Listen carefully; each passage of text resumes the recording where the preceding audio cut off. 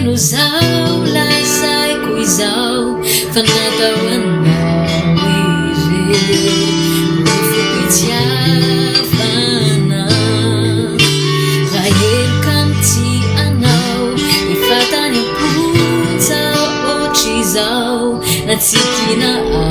alae izao tsy masazaka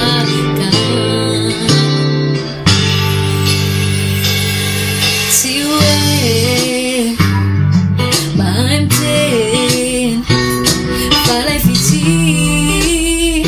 no namoaka ireny asa manay natoka hoe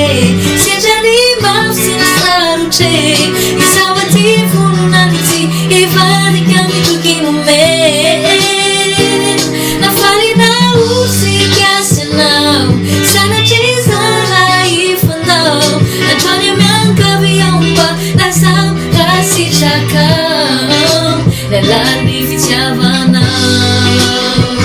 ny fitiavanao ny fitiavanao ny fitiavanao tezao sao tsy akataka ny volana aminao fa nitadiaviko de zao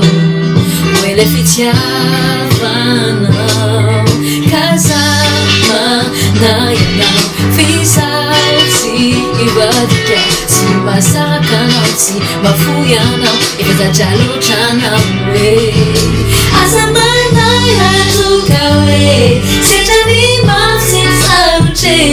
izao aty vononanity ivadika mitoky nomeny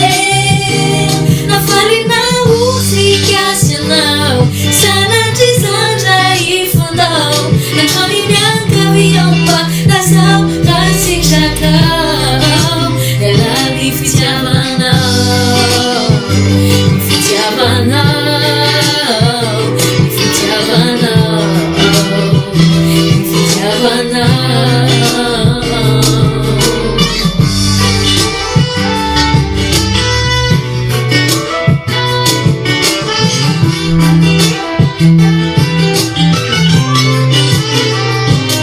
asa manay atoka hoe zao aty vononanity ivadika mitoky nomeny nafalinao sikasy anao sanatry zandra ifandao andramiomba lazao rasitrakao lalany fitiavanao akiko masonao